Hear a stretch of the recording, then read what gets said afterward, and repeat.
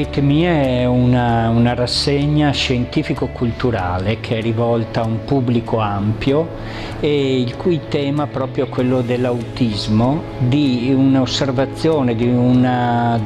valutazione dell'autismo che sia a 360 gradi. Tiene in considerazione infatti la scienza, la salute, l'arte, la cultura e crea delle vie trasversali che permettano a un mondo ampio di cogliere le peculiarità dell'autismo.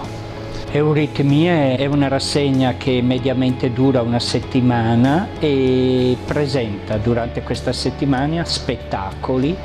cultura,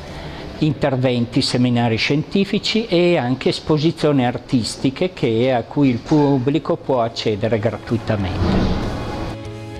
L'obiettivo di Euritmie è quello di creare appunto dei ponti trasversali che mettano insieme operatori, professionisti, enti e soprattutto associazioni, in una collaborazione nel costituire una rete di intenti e di servizi che vadano a favore dell'autismo. Il ruolo che ha avuto Vivi Autismo in questo evento è stato soprattutto di organizzazione, di collegamento con le varie anime delle associazioni nel Veneto, con le varie istituzioni, soprattutto in modo particolare con l'università. Abbiamo ovviamente